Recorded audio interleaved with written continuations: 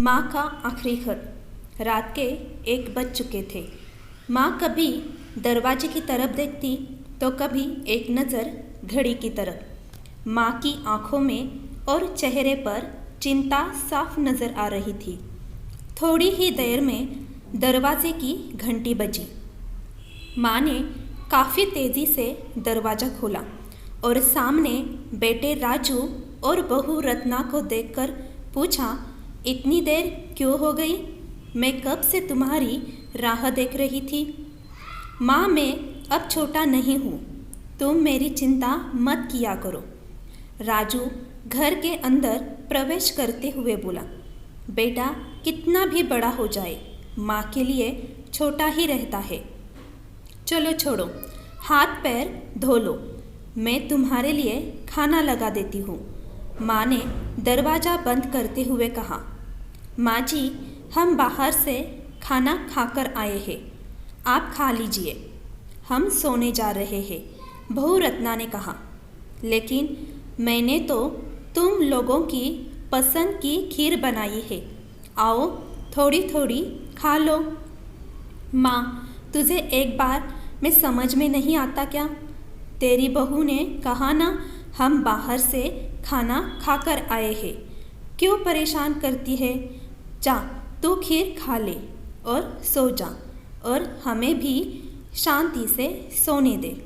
माँ अकेले कैसे खीर खा सकती थी और उसे बिना खाए नींद कैसे आ सकती थी, क्योंकि बेटे के इंतज़ार में उसने भी कुछ नहीं खाया था।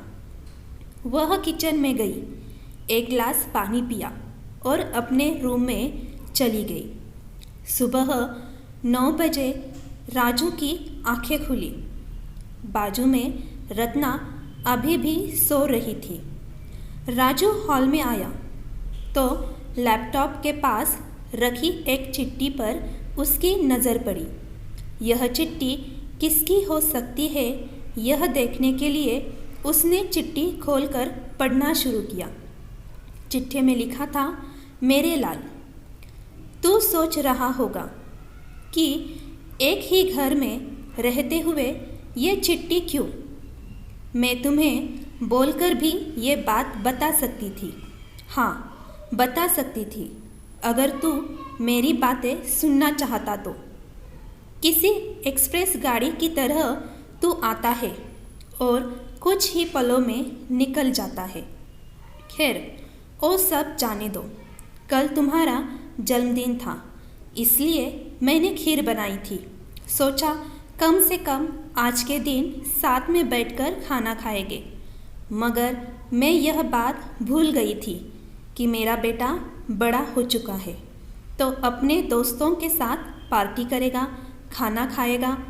चलो, मुझे इस बात से खुशी हो गई। मेरी दवाइयाँ ख़त्म हो गई है। मैंने कुछ दिनों पहले तुझे दवाई की एक चिट्ठी दी थी, अगर वक्त मिले तो वह दवाई मुझे लाकर देना, मुझे थोड़ी राहत हो जाएगी। राजू को याद आया कि 4-5 दिन पहले माँ ने एक दवाई की चिट्ठी दी थी। उसने अपने ऑफिस के बैग में जाकर उस चिट्ठी को तलाशा और उसे खोलकर देखा। उसमें लिखा था, मुझे ऐसी दवाई लाकर दो जिससे मैं अपने बेटे को भुला सकूं। रत्ना को रियलाइज़ हुआ कि मुझसे बहुत बड़ी गलती हो गई है। उसकी आंखें नम हो गई।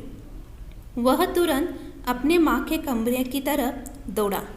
सबसे पहले उड़ जाने वाली माँ आज क्यों नहीं उठी थी, देखकर उसे आश्चर्य हुआ।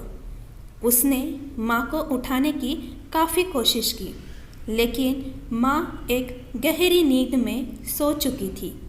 राजू के पास फुट फुट कर रोने के अलावा और कोई चारा नहीं बचा। दोस्तों, यह कहने की ज़रूरत नहीं है कि माँ बाप जीवन में कितने मूल्यवान हैं। उनके रहते हुए ही उनकी सेवा करो, उनसे प्यार करो। वह चल जाएंगे तो कुछ नहीं कर पाओगे। दोस्तों, आशा करती हूँ कि आपको यह कहानी पसंद आई होगी। इस कहानी से आपने बहुत कुछ सीखा होगा। आप इस चैनल पर नए हैं तो इस चैनल को सब्सक्राइब करिए और वीडियो पसंद आए तो शेयर करना ना भूलिए। धन्यवाद।